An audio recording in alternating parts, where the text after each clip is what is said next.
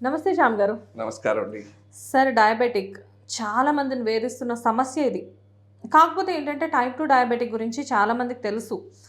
మంచి ఇన్ఫర్మేషన్ ఉంది. కాకపోతే ఏంటంటే ఈ మధ్య కాలంలో చాలామంది సఫర్ అవుతున్న విషయం ఏంటి అంటే టైప్ 1 డయాబెటిక్. చిన్న చిన్న పిల్లల్లో, నెలల పిల్లల్లో వచ్చేసేస్తుంది ఇది. అండ్ 3 ఇయర్స్ బేబీస్ మేము ఎంతోమందిని చూస్తున్నాం ఈ మధ్యకాలంలో. సో అసలు టైప్ 1 డయాబెటిక్ అసలు ఎందుకు వస్తుంది? అది కూడా ఎస్పెషల్లీ చిన్న పిల్లల్లోనే ఎందుకు వస్తుంది సార్? దాని గురించి ఎక్స్ప్లెయిన్ చేయండి. టైప్ 1 డయాబెటీస్, టైప్ 2 డయాబెటీస్ అని రెండు ఉంటాయి. మెయిన్గా మన ఇండియాలో 100 మంది డయాబెటిక్ పేషెంట్లు ఉంటే 90 మందికి టైప్ 2 ఉంటుంది. So very few 5 to 10% of Indian population diabetic వాళ్ళకి టైప్ 1 ఉంటుంది. టైప్ 1కి టైప్ 2కి తేడా ఏంటంటే టైప్ 1 జనరల్గా మీరు అన్నట్టు పిల్లలకి వస్తూ ఉంటుంది. టైప్ 1లో ఇన్సులిన్ ప్రొడక్షన్ ఉండదు. సో ఇన్సులిన్ ఉత్పత్తి ఉండదు. టైప్ 2లో ఇన్సులిన్ ఉత్పత్తి ఉంటుంది కానీ అది సరిపోదు. Type 2 is a insulin resistance syndrome అంటారు. దాన్ని టైప్ 2కి లైఫ్ స్టైల్ కారణం. Type 1 is just bad luck. Genetic రీజన్స్తో వస్తూ ఉంటాయి. ఎవరికైనా రావచ్చు టైప్ 1, ఎవరి పిల్లలకైనా రావచ్చు టైప్ 1. టైప్ 1కి పెద్ద కారణాలు ఎవరికి తెలియదు ప్రస్తుతం ప్రపంచంలో. ఎందుకు కొంతమందికి వస్తుంది అన్నది ఇప్పటికి కూడా తెలియదు. కొంతమంది వైరస్ రీజన్ అంటారు, కొంతమంది జెనెటిక్ రీజన్ అంటారు. So it can come out of the blue. అదే పేరెంట్స్ కానివ్వండి, ఫ్యామిలీ బ్యాక్గ్రౌండ్ కానివ్వండి, ఏది చూసినా కానీ కంప్లీట్గా అందరూ హెల్తీగా ఉంటారు, ఎవరికి ఎటువంటి ఇష్యూస్ ఉండవు. కానీ సడన్గా చూసేసరికి వాళ్ళ పిల్లలకి టైప్ 1 డయాబెటిక్ అనేసరికి పేరెంట్స్ చాలా పానిక్ అయిపోతూ ఉంటారు. అది ఎందుకు వచ్చిందని చెప్పి తలలు బాదుకున్నా కానీ ఎంతోమంది డాక్టర్స్ కూడా దీని గురించి ఐడెంటిఫై చేయలేకపోయారు. ప్రస్తుతం ప్రపంచంలో టైప్ 1 డయాబెటీస్కి ఎందుకు వస్తుంది అన్నది ఎవరికి తెలియట్లేదు. ఇమ్యూన్ రిలేటెడ్ ఉండొచ్చు, వైరస్ రిలేటెడ్ ఉండొచ్చు, ఎవరికైనా ఎప్పుడైనా రావచ్చు. పిల్లల్లో చాలా కామను. కానీ కోవిడ్ తర్వాత కొంచెం ప్రివలెన్స్ పెరిగింది టైప్ 1 డయాబెటీస్. కోవిడ్ మరి వైరస్ వచ్చిన వాళ్ళకి వ్యాక్సిన్ ఇంకా కాంట్రవర్సీ నడుస్తుంది. కానీ ఈ మధ్య కాలంలో టైప్ 1 డయాబెటీస్ ప్రివలెన్స్ పెరిగింది, చాలా మందికి వస్తుంది. ఓకే. అంటే దీనికి రీజన్స్ ఏమీ లేవు. కాకపోతే ఏంటంటే వన్స్ వచ్చిన తర్వాత ఇప్పుడు డయాబెటిక్‌లో కొంతమంది పెద్ద పెద్ద వాళ్ళు చెప్తూ ఉంటారు. అంటే లైక్ నేమ్స్ మెన్షన్ చేయకపోయినా కొంతమంది ఏంటంటే పర్మనెంట్ క్యూర్ ఉంటుంది అని చెప్పేసి చెప్తారు. కొంతమంది అలా క్యూర్ అయింది అని అన్న పేషెంట్స్ కూడా ఉన్నారు. అలాగే టైప్ 1లో కూడా క్యూర్ అనేది కంప్లీట్‌గా అవ్వడానికి ఛాన్సెస్ ఉంటాయా? మీరు అన్నది కరెక్టే. Type 2 diabetes life style disorder కాబట్టి డయాబెటీస్ రెమిషన్, రివర్సల్ అవి చేయొచ్చు. మేము కూడా ఒక 1000 మందికి చేసాం. అంటే పెద్ద హడావిడి లేదు. వాళ్ళని డైట్ రెస్ట్రిక్షన్ పెడతాము, క్యాలరీస్ తగ్గిస్తాము. మేము డైటీషియన్ మానిటర్ చేసి డయాబెటీస్ టైప్ 2లో. టైప్ 1కి ప్రస్తుతం ప్రపంచం మొత్తం ఇదేం లేదు, పర్మనెంట్ క్యూర్ అంటూ లేదు. అలానే కంగారు పడాల్సిన అవసరం లేదు. ప్రస్తుతానికైతే ప్రపంచం మొత్తం టైప్ 1కి ట్రీట్మెంట్ ఇన్సులిన్ ఇంజెక్షన్సే, వేరే చాయిస్ లేనే లేదు. ఇప్పుడు ఇన్సులిన్ ఇంజెక్షన్స్ బదులు ఇన్హేలర్స్ లాగా వస్తున్నాయి, పఫర్ లాగా, ఆస్మాకి వాడినట్టు ఇన్హేలర్ లాగా ఇన్సులిన్ ఇన్హేలర్స్ వస్తాయి. తర్వాత ఓరల్ టాబ్లెట్స్, ఓరల్ ఇన్సులిన్స్ కూడా చేయాలని ప్రయత్నిస్తున్నారు. తర్వాత ఐలెట్ సెల్ ట్రాన్స్ప్లాంట్ అని మనం ఏం చేస్తారంటే ఇంతవరకు ఇన్సులిన్ ఉత్పత్తి చేసే కణాలని తయారు చేస్తున్నారు ల్యాబ్లో ఇన్సులిన్ ఉత్పత్తి చేసే కణాలను తయారు చేసి అవి ఇప్పుడు రీసెర్చ్ అవుతోంది. ఇప్పుడు ప్రపంచంలో అవి 10 మందిలో 2-3 బాగా పనిచేస్తుంది, ఇన్సులిన్ ఆపగలుగుతున్నాం. సో ఆ కణాలని మనం సెలైన్లో పెట్టి ఎక్కిచ్చేస్తున్నాం.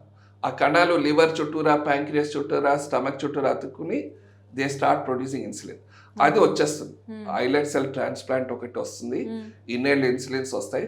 ప్రస్తుతానికి మాత్రం పర్మనెంట్ క్యూర్ అయితే లేదు, ప్రపంచం మొత్తం లేదు. ఓకే. అండ్ ఇది ఆడపిల్లల్లో, మగవాళ్ళల్లో ఇద్దరిలో వస్తుంది. ఇప్పుడు వన్స్ ఆడపిల్లలకి వచ్చింది అనుకోండి, ఆడపిల్లలు అనేసరికి వాళ్ళకి లైఫ్లో ఎన్నో ఉంటాయి. ఫస్ట్ ఆఫ్ ఆల్ 12 ఇయర్స్ రాగానే మెన్సెస్ అంటే వాళ్ళకి పీరియడ్స్ స్టార్ట్ అవుతాయి.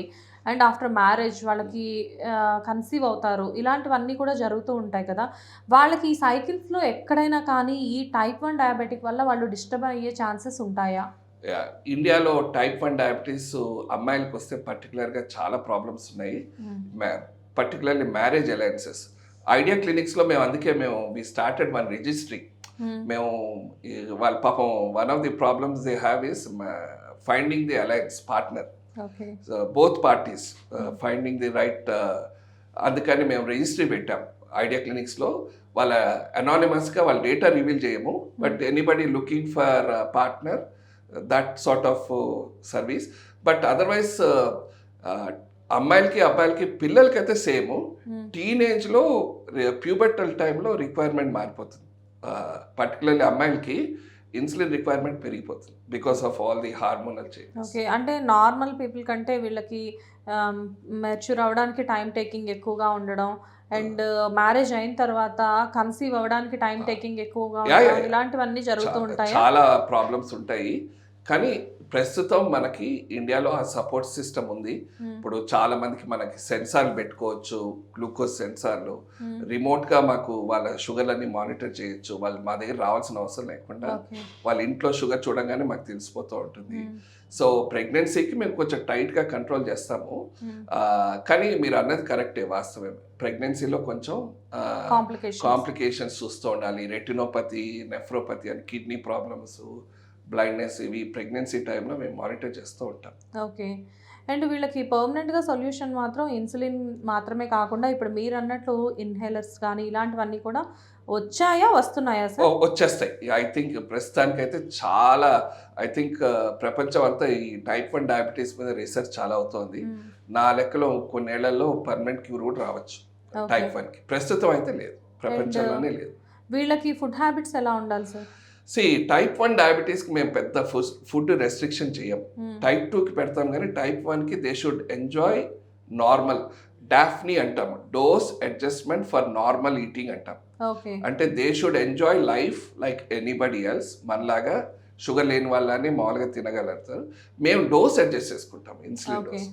సో మనం పిల్లల్ని పర్టికులర్గా ఫుడ్ రెస్ట్రిక్షన్ అవి చేయకూడదు టైప్ 1, ఎందుకంటే దాని మీద సైకలాజికల్ ప్రాబ్లమ్స్ వస్తాయి. ఇప్పుడు మనకి there are lot of impacts అవి చూస్తూ. అండ్ వీళ్ళని పీపుల్ అదర్ చిల్డ్రన్తో కంపేర్ చేస్తే వీళ్ళకి కొంచెం కోపం కూడా త్వరగా వచ్చే ఛాన్సెస్ ఉంటాయి. ఆబ్వియస్గా మరి ప్రతి చిన్నప్పటి నుంచి ఎమోషనల్ ప్రాబ్లమ్స్ ఉంటాయి వాళ్ళకి. ఆ సపోర్ట్ కూడా ఇవ్వాలి. స్కూళ్ళలో సపోర్ట్ ఇవ్వాలి. మనం స్కూల్ టీచర్లకి లో షుగర్ వస్తే ఏం చేయాలో చెప్పాలి, హై షుగర్ ఏం చేయాలి. వాళ్ళకి ఇంకో రిస్క్ ఉంటుంది, డయాబెటిక్ కీటోఎసిడోసిస్ అని ఉంటుంది. అది that's an emergency for type 1 diabetes, type 1 వాళ్ళకి. సో ఇవన్నీ మనం ఐడియా క్లినిక్స్లో మేము ఏం చేస్తామంటే వి ఎడ్యుకేట్ దెమ్. వాళ్ళ పేరెంట్స్ని, వాళ్ళ టీచర్స్కి లెటర్ ఇస్తాము, రిమోట్గా మానిటర్ చేస్తూ ఉంటాము. ది బిగ్గెస్ట్ థింగ్ ఏంటంటే చైల్డ్కి మనం మొత్తం టీచ్ చేస్తే ఎలా ఇంజెక్షన్ తీసుకోవాలి ఇవన్నీ నేర్పితే ఈజీ అయిపోతుంది. ఓకే, సో మీరు చెప్పినట్లుగా ఇన్సులిన్ కరెక్ట్గా డోసెస్ తీసుకుంటూ వాళ్ళు రెగ్యులర్ లైఫ్ స్టైల్ గడపడం వల్ల వాళ్ళకి ఎటువంటి ప్రమాదము ఉండదు, ఎలాంటి ప్రాబ్లం ఉండదు. ప్లస్ ఇంకా కొన్నేళ్లలో ఏదో పర్మనెంట్ క్యూర్ కూడా రావచ్చని నా strong belief. Okay, thank you sir. Thank you.